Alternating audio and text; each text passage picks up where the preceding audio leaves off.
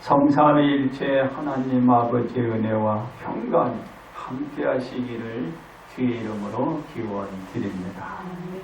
지혜를 사전에서 이렇게 찾아보면은 사물의 이치를 빨리 깨닫고 정확하게 처리하는 정신적 능력이라 이렇게 기록하고 있어요.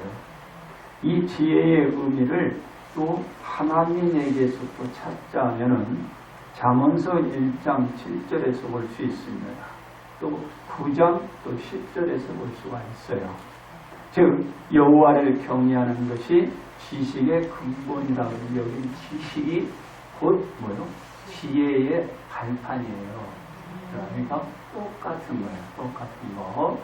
그래서 지식의 근본이라고 합니다.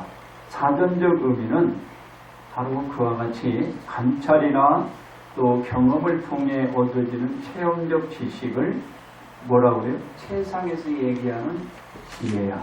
그러나 하나님을 경외하는 것의 지혜의 근본은 하나님 말씀에 우리가 순종하며 사는 것입니다. 그게 지혜예요. 그래서 다시 얘기를 해요. 자, 세상에서 인식하고 있는 지혜와 우리가 하나님 앞에서 인식하는 지혜는 같지 않고 틀립니다. 그래서 여기서 지금 뭘 배우는 거예요? 하나님 앞에서 인식하는 지혜를 배우는 거예요. 그것은 하나님의 말씀에 순종하는 거예요. 그게 지혜입니다. 그렇습니다. 그러므로 빛과 소금으로 사는 삶이란 제목으로 오늘 이 시간에 여러분들과 은혜를 나누고자 합니다. 첫째로 하나님께 의존하는 삶이에요. 맡기고 사는 삶이에요. 하나님께 의존된 삶은 하나님을 경외하는 마음이 있어야 합니다. 마음이 하나님께 대한 경외의 존경심과 경건의 두려움이 있어야 한다는 거예요. 왜?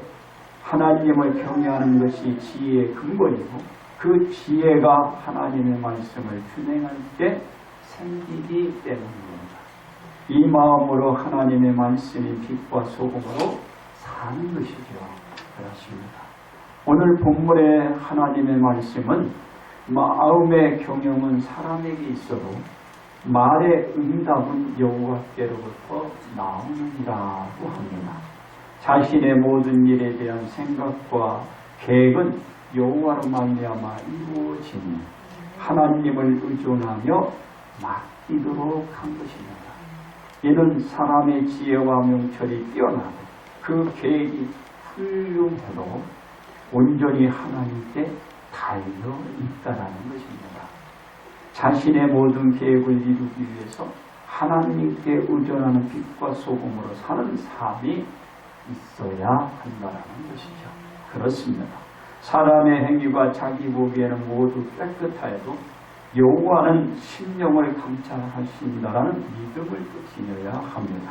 모든 사람은 자신의 주관적인 생각에서 나온 판단은 어떻게 생각해? 다 옳다고 보지만 하나님은 그 사람의 외모를 보시지 않고 그 사람의 내면 이 심령을 들여다보시고 판단하시고 공의를 드러내시는 분이라는 것이죠.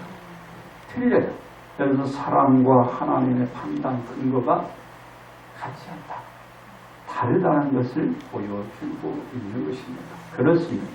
사람은 자신의 행사를 여호와께 맡기며 자신의 경영하는 것을 이루어갈 수 있습니다. 사람의 모든 생각과 계획은 하나님을 의존해 갈 때 그 계획된 목적대로 이루어지게 되는 것이죠. 사람의 지혜가 아닌 하나님을 의존하는 빛과 소금으로 사는 삶을 보여가면 그 일들이 자신이 계획한 대로 다 그 뜻대로 되어진다라는 것입니다. 왜 그렇죠? 여호와께서 온갖 것을 그 쓰임에 적당하게 지으셨어요. 지으셨기 때문입니다. 그래서 악인도 악한 날에 적당하게 쓰이게 되는 것입니다. 그렇습니다. 악인의 쓰임은 그때가 되면 벌을 면하지 못하고 심판을 받게 됩니다. 왜 그러죠?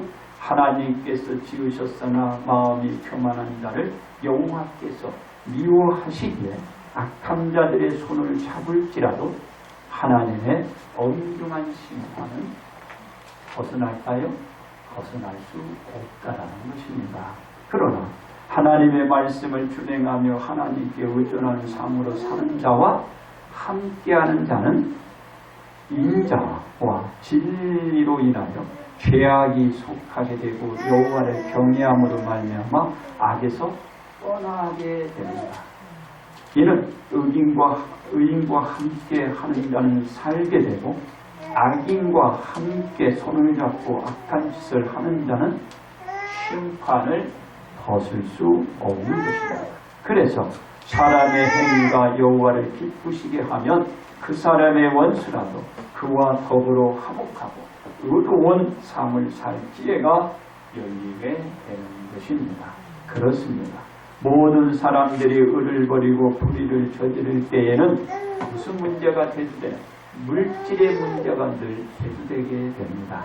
그러나 적은 소득이 공의를 겸하면 많은 소득이 불의를 겸한 것보다 나음이라고 말씀합니다.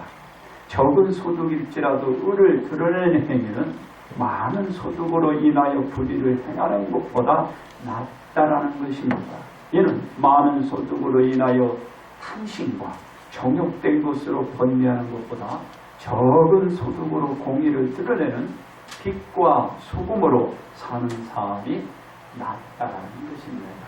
그렇습니다.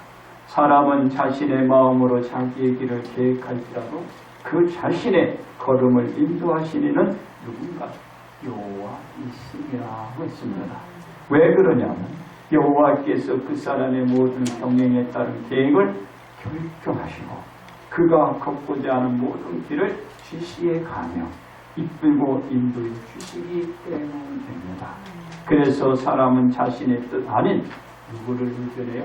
하나님을 의존하는 빛과 소금으로 사는 삶으로 생활들을 맞추어 가야 합니다. 둘째로 예수님이 의존하는 삶입니다. 하나님을 의존하고 그 말씀을 준행하여 빛과 소금으로 살기 위한 것은 하나님을 경외하는 것이었습니다.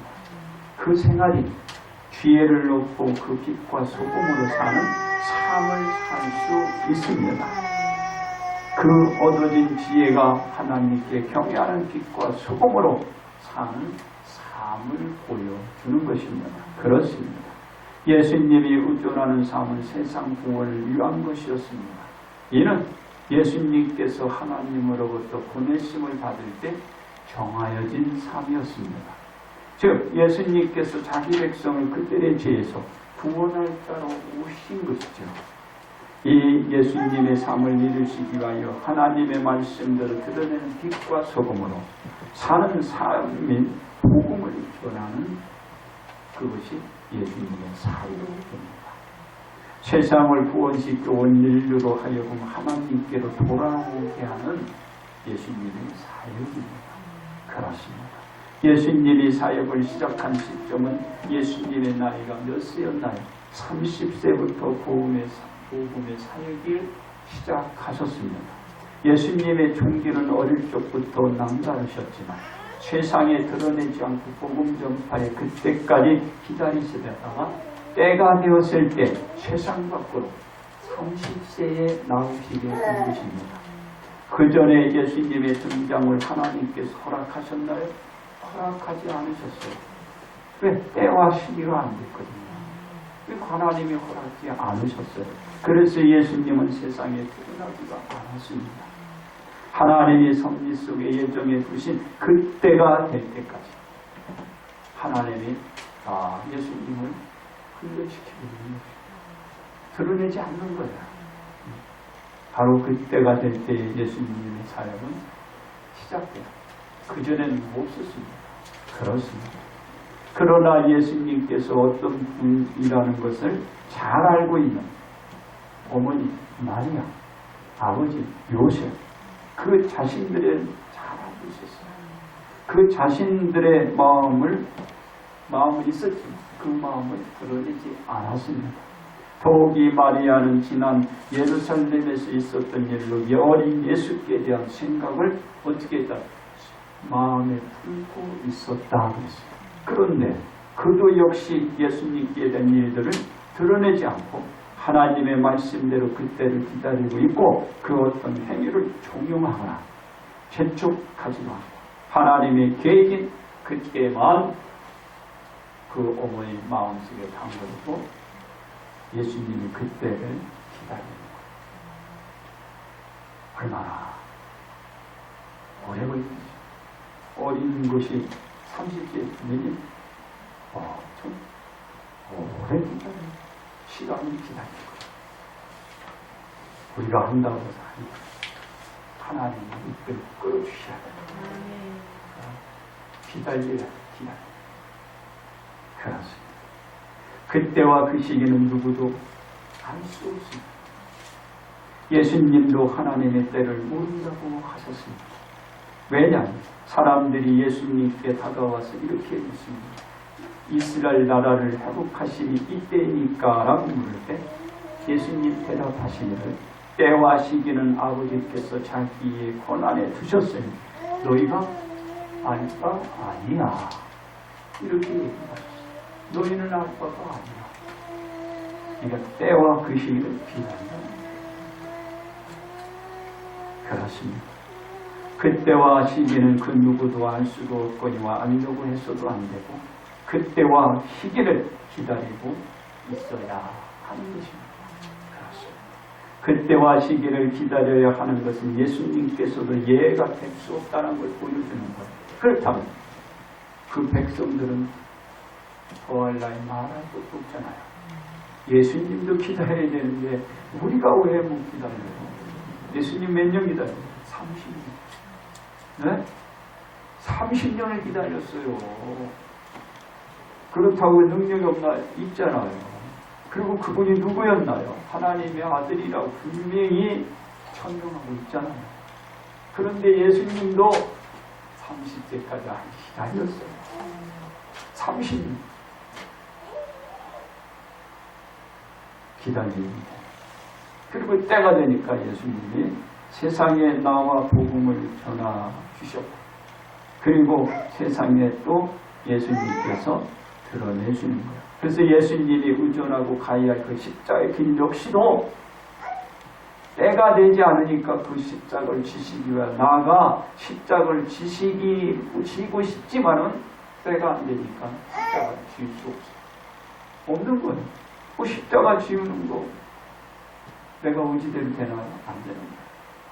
그럼 하나님이 시기가 있어야 십자가를 지고 나가는 거예요. 그러니까 죽는 것도 마음대로 못해요. 시기와 기한이 있는 거예요. 그러니까 여러분들 자꾸 재촉하지 마. 서둘르지 마.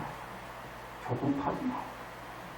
그 기한, 그 때를 기다리는 예수님도 기다리는데 우리는 못 기다려요. 기다리니까 좋은 일이 있어요. 진짜요? 저도 기다리니까 좋은 일이 생겨요. 기다려야지. 기다리시기 바랍니다. 그래서 그 십자가를 지울 수 있는 그때와 기한이 도래되어야 예수님이 의존하며 가는 세상의 구원을 위한 삶으로 나갈 수 있고 그 십자가를 지울 수 있게 되는 거예요. 그렇습니다. 하나님이 정하신 그때와 기한이 되지 않았을 때 자신의 의지대로 바로 가서 세상을 구원할 그 일 십자가를 지울 수 없고 하나님께서 그 정한 때와 기한을 찼을 때 고난을 받으시고 난 뒤 십자가를 지시고 십자가에 못 박히게 십자가에 못 박는 거예요. 이렇게 기다려요. 그러한 때와 기한이 이를 때까지 예수님은 빛과 소금으로 사는 그 생활을 보여주십니다. 우리가 할 수 있는 건 빛과 소금대로 사는 거예요. 그리고 기다리는 거죠. 어디? 천국 갈 그렇게 나를 기다리는 거죠. 세 번째 우리가 운전하는 삶입니다. 사람의 마음에 든 모든 계획들은 그 자신들이 세워가지만 그 계획들의 결정은 하나님이 하십니다. 모든 일에는 하나님이 계십니다. 그 일들이 진행되고 이루어지는 그 자체는 하나님의 우중에 달려 있습니다. 다만 하나님의 지음대로 모든 피조물은 그 말씀에 순종하며 준행할 때 그 어떤 일도 되어져가고 해가 아닌 미고 유익한 것으로 모든 일이 풀리고 형통한 길을 열게 됩니다. 그렇습니다.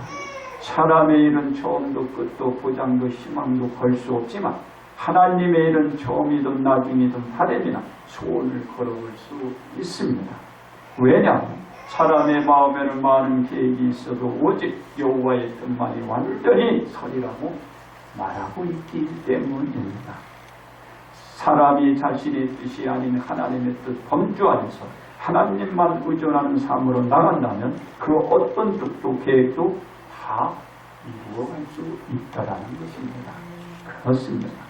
모든 것은 그때와 기한이 있듯이 예수님께서 그 십자가를 지시기 한 때와 기한이 되었을 때 골고다 언덕 위에 오르시어 십자가를 못 박힐 수 있었고 바로 예수님께서 십자가를 못 박히는 그 일도 예수님의 의지가 아닌 하나님의 뜻, 바로 그 때와 기한을 정하신 그때에 예수님이 십자가에 박히시고 그 십자가에서 예수님은 세상을 구원하는 빛과 소금으로 살다 결국은 십자가에서 운명하시는 것입니다.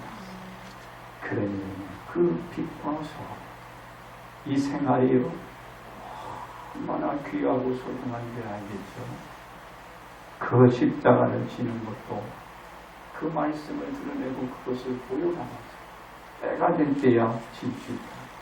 그렇습니다.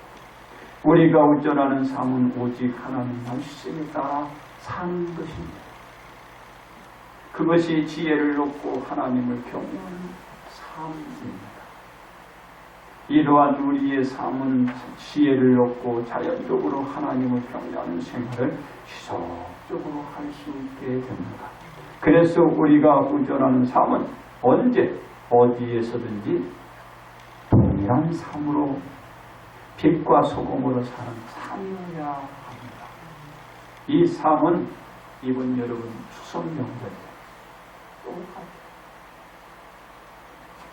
가족들과 화목하게 모여서 한 자리를 가는 겁니다. 바로 이 빛, 이 소금을 드러나는 것. 하나님의 자녀는 말씀대로 그냥 살아가는 거예요. 고용하는 것이죠. 달리 생각하면 안 돼요. 그래서 어느 생활이든지 어느 환경이든지 어느 때든지 항상 자신이 하나님의 자녀라는 것을 잊지 말아야 해요. 그래야 바로 그 추석 명절 때도 많은 사람들에게 다른 모습을 보여주는 거예요. 야, 그 식구들 앞에서 똑같이 여러분들이 그들과 같이 행동하고 그 생활을 하게 되면 그들은 말은 안 하지만 내심 달리 생각해요. 달리. 그러므로 여러분들이 추석 명절 때 꼭 빛과 소금으로 그 즐거운 명절을 보내시기를 바랍니다. 그렇습니다. 우리는 지혜의 근본인 하나님을 경외하기 위하여 어떻게 하여야 할까요? 첫째로 자신의 경영을 하나님께 맡겨야 합니다. 여호와께서는 마음의 경영은 사람에게 있어도 말의 응답은 여호와께로부터 나온다고 말했기 때문입니다. 우리가 하나님을 경외한다는 것이 지혜의 근본이므로 자신의 경영을 하나님께 맡기고 살아야 한다는 것이죠. 둘째로 자신의 행사를 하나님께 맡겨야 합니다. 여호와께서는 너희의 행사를 여호와께 맡기라. 그리하면 내가 경영하는 것이 이루어지리라고 말하기 때문입니다. 우리는 자신의 행사를 하나님께 맡겨야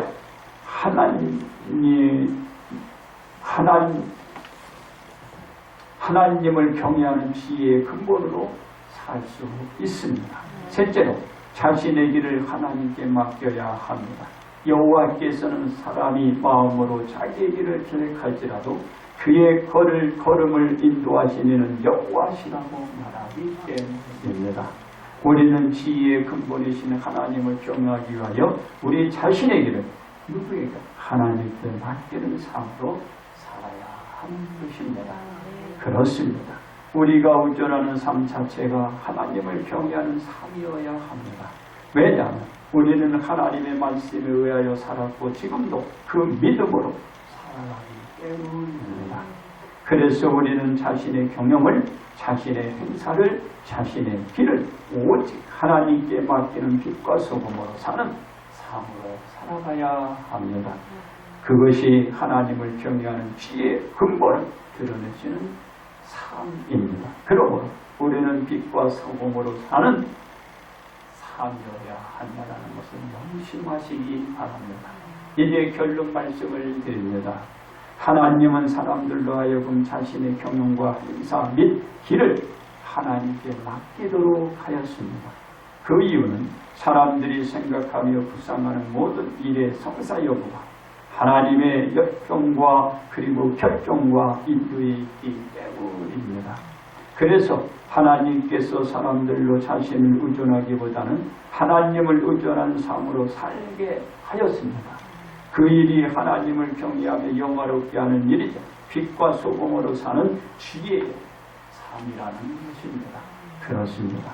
우리는 지혜가 하나님을 경외하는 이름을 잊지 말아야 할 것입니다.